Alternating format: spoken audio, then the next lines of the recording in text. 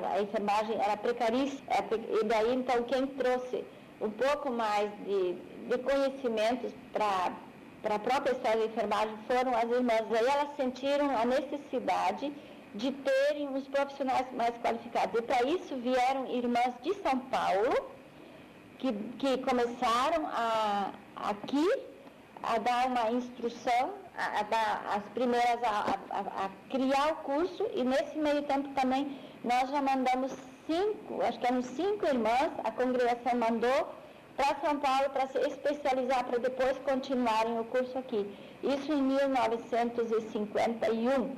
Aí criou-se a Escola de Enfermagem de Auxiliares São Francisco de Assis. Aí nós conseguimos formar alunas para termos uns profissionais mais qualificados. São 2 cursos que estão em pauta. A Escola de Auxiliares era a Escola de São Francisco de Assis. Ali os alunos entravam com o 5º ano, na época era a admissão, mas que isso não precisava fazer, não precisava ter de básico, e ela durava 18 meses esse curso. E só depois, em 1960, é que vem o curso superior de enfermagem. O que elas explicavam era assim, pela necessidade da Santa Casa, de formar profissionais, que elas não tinham mão de obra especializada. Como eu te disse, vinha do interior, aquelas meninas, para trabalhar na Santa Casa, mas elas não tinham experiência, não tinham profissão nenhuma. Então, houve essa necessidade, né, de se criar uma formação. E essa Ana Amélia, que era das irmãs, né, da Santa Casa, resolveu criar esse curso com muita dificuldade, porque demorou muito para documentos, para tudo, né, para ser uma faculdade. O curso de atendente nós dávamos dentro da própria Santa Casa. Era um cursinho de 3 meses, que dava, esse cursinho dava o mínimo de teoria e o mais era prática. O que hoje, meu Deus do céu, e aí depois o auxiliar também já tinha umas responsabilidades bem maiores, passar a sonda nasogástrica, sonda vesicalis, que nesse meio tempo também a enfermagem começa a se organizar. Dali para frente a enfermagem também foi criando o corpo, né? Então tudo foi evoluindo, foi uma época assim das mudanças emergindo em 62. Chegamos aqui para fazer então o vestibular para enfermagem, para a Escola de Enfermagem Madre Ana Meller. A diretora era a irmã Eunice, a mantenedora era a congregação. Mas a Santa Casa dava campo de estágio, estadia para as alunas, e nós, como alunas, nós tínhamos assim um regimento muito rígido. Quando nós fazíamos plantão, na época, nós tínhamos que subir as escadas para não usar o elevador, para não acordar os pacientes. Essa é a lei na época. Os pacientes de noite precisavam de sono. Como aluna, nós já fazíamos estágio, olhávamos as cirurgias do lado de fora, lá no visor, as extracorpóreas. Em 60 eu fiz o curso de auxiliar da enfermagem, porque a enfermagem era tudo igual. Os enfermeiros como os auxiliares, porque tinha que aprender tudo.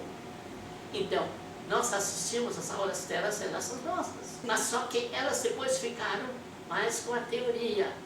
E nós ficamos com a prática. Nós fomos preparados para trabalhar. E elas para dirigir. Nós usávamos na faculdade católica os cadáveres para anatomia e fisiologia no primeiro ano.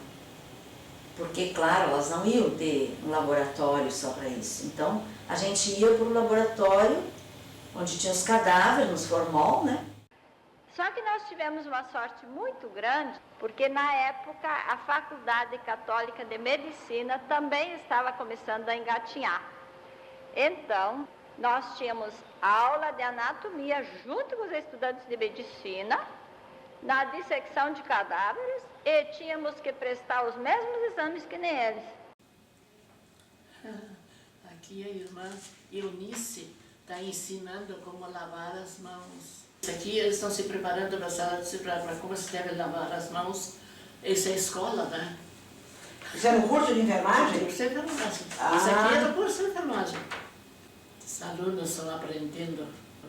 Essa aqui é lá na escola, naquela aula onde eles preparavam, como ensinaram as pessoas a arrumar as camas e atender os doentes. Então, quem precisava trabalhar para estudar, procurava na Meller, que te dava essa possibilidade. Tu tinha tarde livre para trabalhar. Eu saía da faculdade meio-dia, 1h30, 2h, eu já estava no meu trabalho. Trabalhava até 5, 6 horas da tarde, vinha para a aula às 7 da noite. A URGS já era muito difícil trabalhar. Era de graça o curso, mas e o resto? Tu tens que morar, tu tens que te alimentar, tu tens que andar de condução. Esse rapaz, que era o único aluno que tinha esse preconceito, enfermagem para mulher, ele era casado, tinha família. Então era muito difícil. Ele trabalhava no São Francisco de noite e trabalhava de tarde também, para poder manter.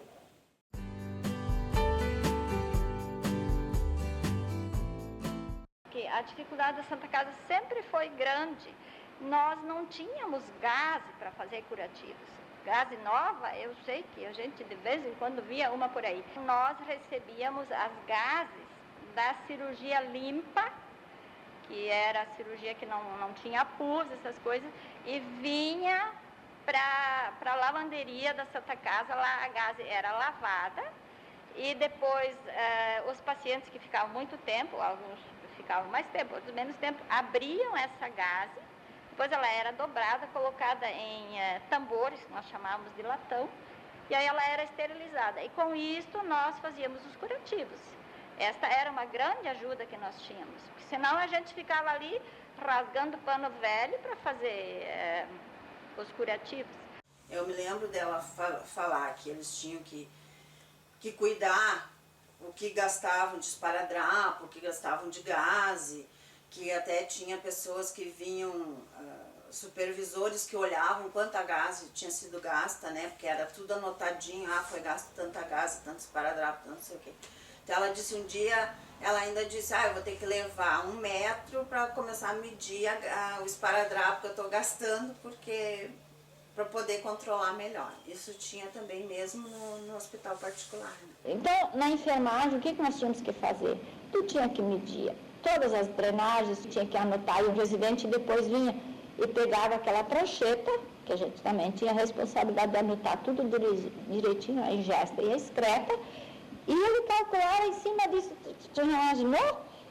Pegar tanto de suco gástrico, e em cima disso ele tinha que calcular quantos miliequivalentes litros de sódio, de potássio o paciente tinha perdido para repor depois.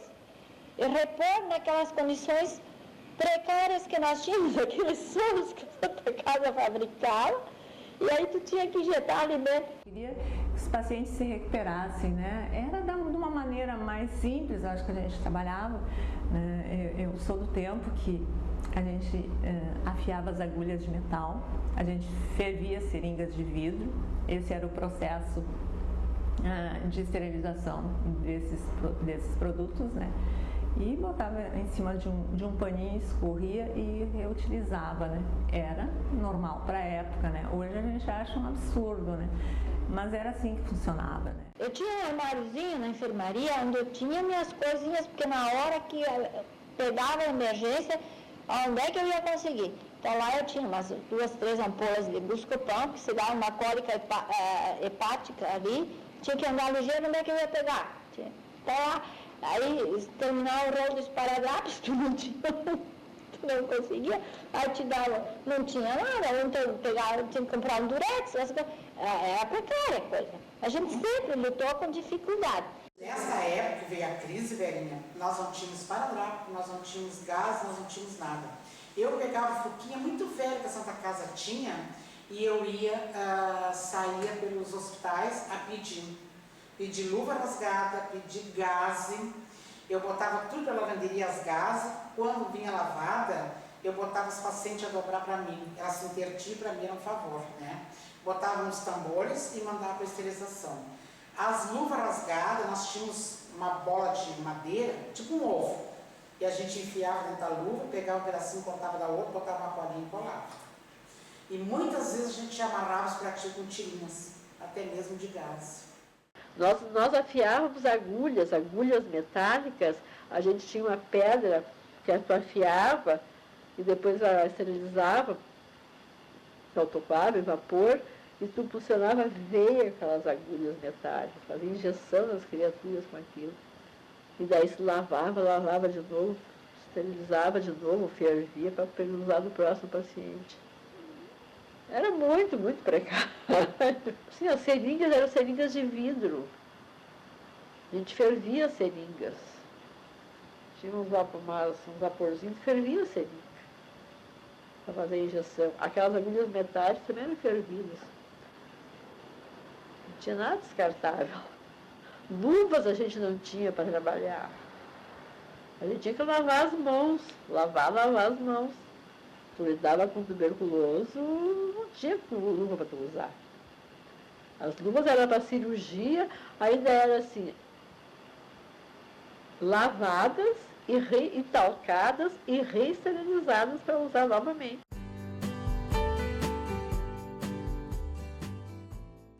E no lugar de uma freira, uma irmã, que fazia 24 horas, sábado e domingo, tem que contratar no mínimo 5 a 6 enfermeiras, faz 6 horas só, de noite plantam 12 horas, uma noite trabalha, outra não, fim de semana também. Então, no mínimo 5 enfermeiras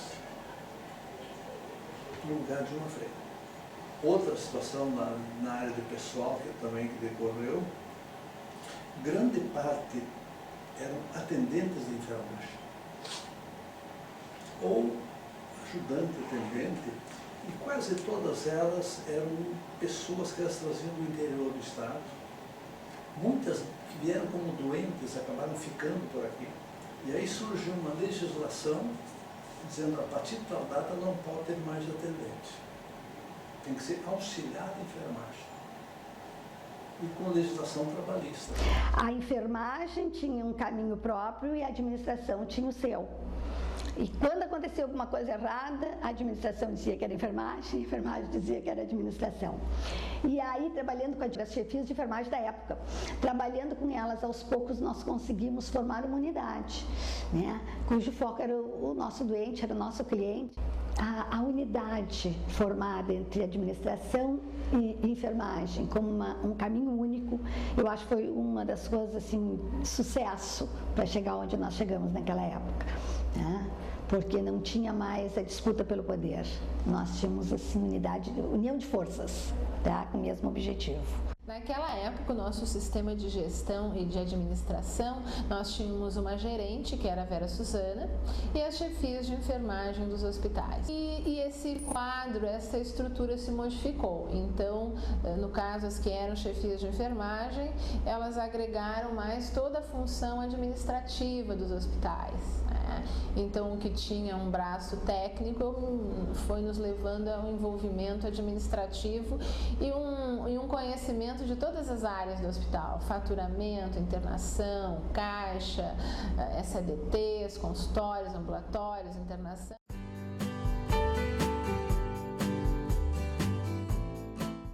As freiras exigiam também dos professores aquele horário cumprido, aquela pontualidade. Isso é fundamental numa enfermeira. Tu sempre vai ser ou uma supervisora ou responsável de uma área, e que exemplo tu vai dar? E isso elas nos passaram. Esse compromisso com o paciente, esse lado humano, talvez por elas serem freiras, que tu não tá ali, ó, esse paciente do prontuário número tal, elas sempre primavam muito por isso.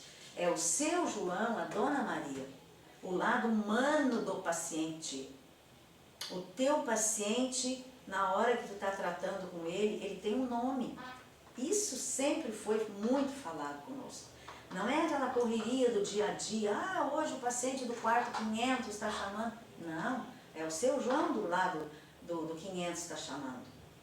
Eu tenho que saber, na hora de passar o meu plantão, tudo o que aconteceu com o meu paciente. A enfermagem também funcionava diferente. Por exemplo, na hora do almoço, tu largava tudo e ia lá, ajudava a servir para ver, porque o importante era o paciente comer, né? Ele tinha que se alimentar. A comida da Santa Casa era precária, mas tinha que comer. E para nós, o que é a enfermagem? É isso, é doação, é gratificação, além do teu ordenado. Quer ser enfermeiro, tem que gostar. Tu tem que querer, porque é batalhador. O teu horário não é bom. Enfermagem é 24 horas. De noite, de dia, Natal, fim de semana. Então, se alguém quer fazer enfermagem, tem que saber tudo isso. Não é porque lá eu vou ganhar dinheiro, porque você é supervisora. Não. Enfermagem é doação em primeiro lugar. Eu estou cuidando de uma pessoa que não é nada minha. Não sei quem é aquela pessoa. Eu estou dando banho no leito, às vezes trocando uma fralda. Mas ele é um paciente que recebe. Tem que ter respeito, tem que ter carinho, dedicação, porque ele é o teu paciente.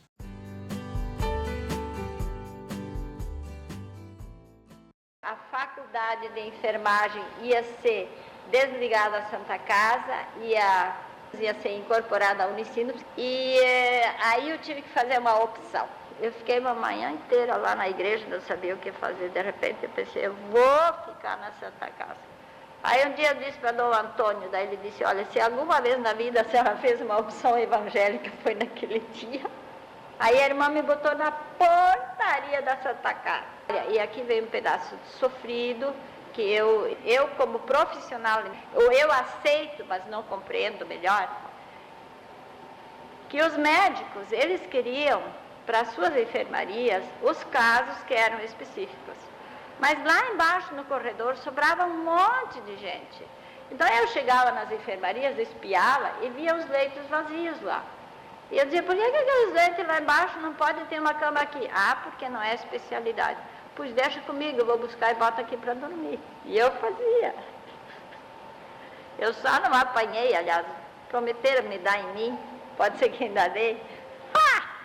Esquece aquela fofura da irmã Lina, chega uma paciente, nós estávamos assim, tipo 10, 11 horas, já com tudo calmo, o médico traz uma menina que trabalhava na casa dele, dói a barriga, ela era bem novinha. E a irmã Lina veio, olha, vejam meninas, vamos aproveitar para aprender ao que é a incógnita de uma dor abdominal. Pode ser um apendicite, pode ser um abdômen, uma distensão abdominal. Isso garanto como é uma distensão abdominal. E todo mundo em volta daquela menina, e a menina gemia, gritava. Dali a no máximo uma hora nasce uma criança. A dor abdominal era uma criança. Ela escondeu aquilo de todo mundo, do patrão, da patroa. O médico não sabia que a menina estava grávida. E nós ríamos assim, olha a dor abdominal, olha o abdômen agudo. Essa irmã Lina chorava de rir, menina. Dizia, gente, vocês nunca mais vão esquecer isso aqui, que uma dor abdominal pode ser um neném. Mas nós ríamos. Depois, no outro dia, nós ríamos. Fomos visitar o abdômen agudo lá na obstetrícia.